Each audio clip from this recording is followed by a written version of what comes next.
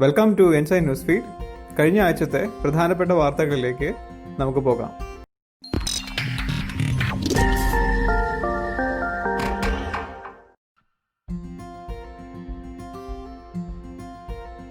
Government to set up national recruitment agency. ഈ വാർത്ത വന്നത് the Hindu 20/8/2020. National recruitment agency it's a body formed by the union government for conducting a common test, otherwise known as the Common Eligibility Test for recruitment into central government jobs. The Common Eligibility Test will be conducted for 3 sectors initially: the RRB, SSC, and IBPS.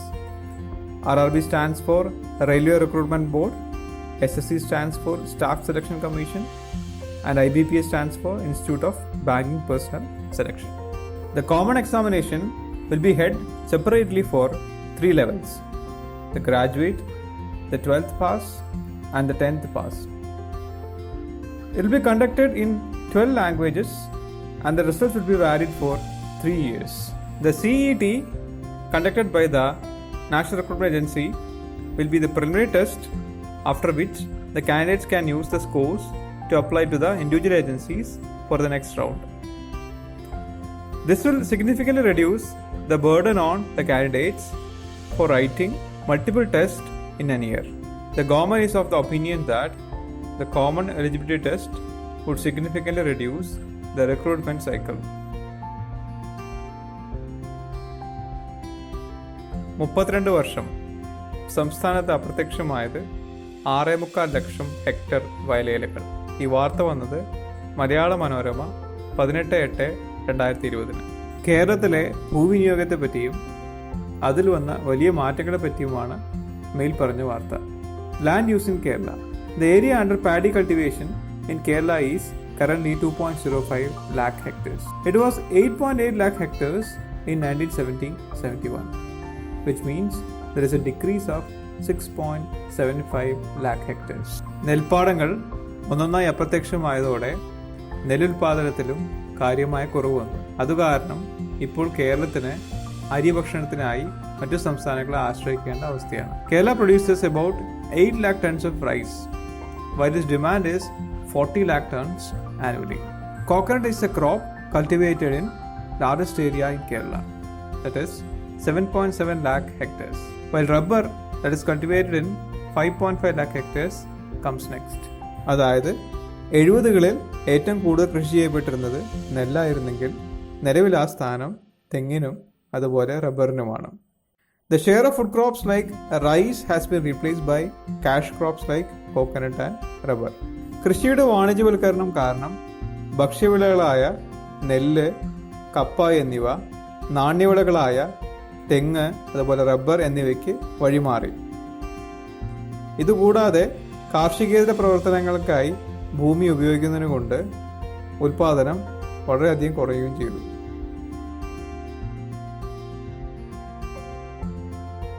വൃത്തിയിൽ വെടിപ്പല്ല കേരളം. ഈ വാർത്ത വന്നത് മാതൃഭൂമി 21/8/2020. കേന്ദ്ര നഗരവികസന മന്ത്രാലയം നടത്തിയ ദേശീയ ശുചിത്വ survey അഥവാ സ്വച്ഛ് സർവേക്ഷനെ പറ്റിയാണ് മേൽപ്പറഞ്ഞ വാർത്ത. The Swachh Survekshan was launched in 2016 as a part of Swachh Bharat Abhiyan. It covered 73 cities then. The 2020 survey covers 4,242 cities. ഇന്ത്യയിലെ തദ്ദേശഭരണ സ്ഥാപനങ്ങളിലെ പൊതുശുചിത്വം, മാലിന്യ സംസ്കരണം എന്നീ മേഖലകൾക്ക് ഊന്നൽ കൊടുത്തുകൊണ്ടാണ് ഈ സർവേ നടത്തിയിട്ടുള്ളത്. Indore is the cleanest city, followed by Surat and Navi Mumbai. Among the states with less than 100 urban local bodies, Jharkhand tops the chart, while Kerala figures at the 15th position. സ്വച്ഛതാ സർവേയിൽ ഏറ്റവും കുറഞ്ഞ സ്കോറോടെ ഏറ്റവും പിറകിൽ നിൽക്കുന്ന സംസ്ഥാനമായി നമ്മുടെ Keralam. Alappuzha ranked best small city in innovation for its decentralised waste water management system. Overall it is rank 152 in the national level. Innovation and best practice നടപ്പാക്കുന്ന ഏറ്റവും നല്ല ചെറുപട്ടണത്തിനുള്ള ദേശീയ അവാർഡ് ആലപ്പുഴയ്ക്ക് ലഭിച്ചത് മാത്രമാണ് കേരളത്തിനുള്ള ആശ്വാസം.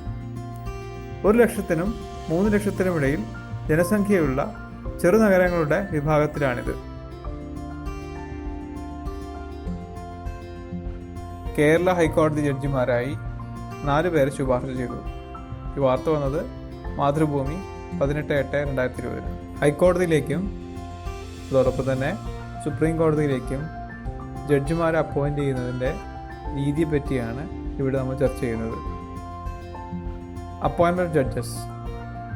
Judges to the Supreme Court and High Court are appointed by the President based on the recommendation of the Collegium. The Collegium consists of 5 senior-most judges of the Supreme Court. Supreme കോടതിയിലെയും ഹൈക്കോടതിയിലെയും ജഡ്ജിമാരുടെ നിയമനത്തിനായി 1993 supreme കോടതി സ്വയം വികസിപ്പിച്ചെടുത്ത ഒരു സംവിധാനമാണ് collegium. ഒരു കോടതിയിലേക്കുള്ള ജഡ്ജിമാരെ അതേ കോടതിയിൽ ജഡ്ജിമാർ തന്നെ നിയമിക്കുന്ന വിചിത്രമായ സ്ഥിതിവിശേഷം ഇവിടെയുണ്ട്. ഇതിനെതിരെ നാഷണൽ ജുഡീഷ്യൽ അപ്പോയിൻറ്റ്മെൻറ്റ്സ് കമ്മീഷൻ എന്ന പേരിൽ ഒരു ഭരണഘടനാ ഭേദഗതി കേന്ദ്ര ഗവൺമെൻറ് കൊണ്ടുവന്നിരുന്നു. എന്നാൽ ഈ ഭേദഗതി ഭരണഘടനയുടെ അടിസ്ഥാന തത്വങ്ങൾക്ക് വിരുദ്ധമാണെന്ന് കണ്ടെത്തി സുപ്രീം കോടതി തന്നെ അസാധുവാക്കി. ഇനി നമ്മൾ സുപ്രീം കോടതി ഹൈക്കോടതി ജഡ്ജിമാർക്ക് വേണ്ട യോഗ്യത എന്താണെന്ന് നോക്കാം. To be qualified as a High Court judge, a person need to be a judicial officer for at least 10 years or an advocate in a High Court for at least 10 years. To be qualified as a Supreme Court judge, a person need to be a High Court judge for at least 5 years or an advocate in a High Court for at least 10 years or an eminent jurist in the opinion of the President. Supreme കോടതി judge ആവുന്നതിനായി 3 തരം യോഗ്യതകളെ പറ്റി ഭരണഘടനയിൽ പ്രതിപാദിക്കുന്നുണ്ട്. ഒന്നുകിൽ ഹൈക്കോടതി judge, അല്ലെങ്കിൽ ഹൈക്കോടതി advocate, അല്ലെങ്കിൽ നിയമവിദഗ്ധൻ. എന്നാൽ ഹൈക്കോടതി ജഡ്ജ് ആവുന്നതിനായി 2 തരം യോഗ്യതകളെ പറ്റി മാത്രമേ പറയുന്നുള്ളൂ. ഒന്നുകിൽ ജുഡീഷ്യൽ ഓഫീസർ, അല്ലെങ്കിൽ advocate.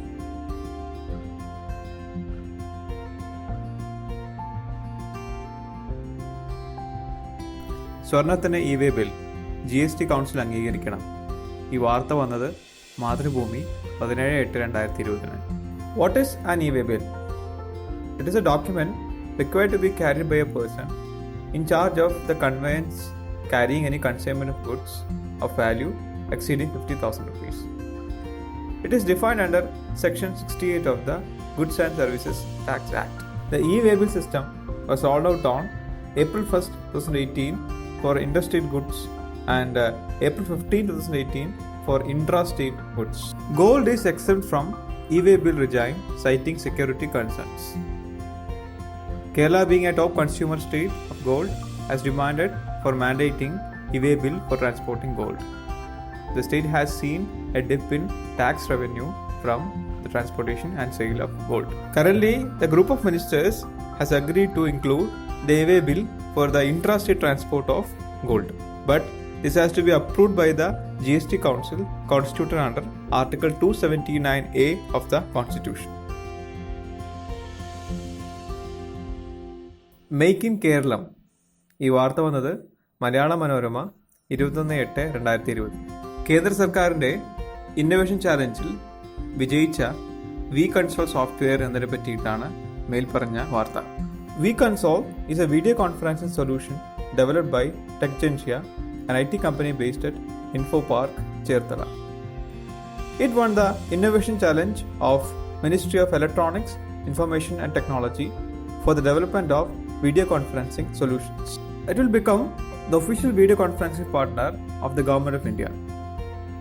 During the 2018 Great Deluge, Techgentia played a pivotal role by developing various apps for rescue and relief works. കേരളത്തിലെ യുവ സംരംഭകർക്ക് വലിയൊരു പ്രചോദനമാണ് ജോയ് സെബാസ്റ്റ്യൻ നയിക്കുന്ന ടെക്ജൻഷ്യ എന്ന കമ്പനിക്കുള്ള അംഗീകാരം. പ്രമുഖ വീഡിയോ കോൺഫറൻസിംഗ് പ്ലാറ്റ്ഫോമുകളായ സൂം, ഗൂഗിൾ മീറ്റ് തുടങ്ങിയവയ്ക്ക് ബദലായി ഔദ്യോഗിക തലത്തിൽ ഇനി വി കൺസോൾ വരും. മലയാളം ഉൾപ്പെടെ 8 ഇന്ത്യൻ പ്രാദേശിക ഭാഷകളിൽ ഈ സോഫ്റ്റ്വെയർ പ്രവർത്തിക്കും.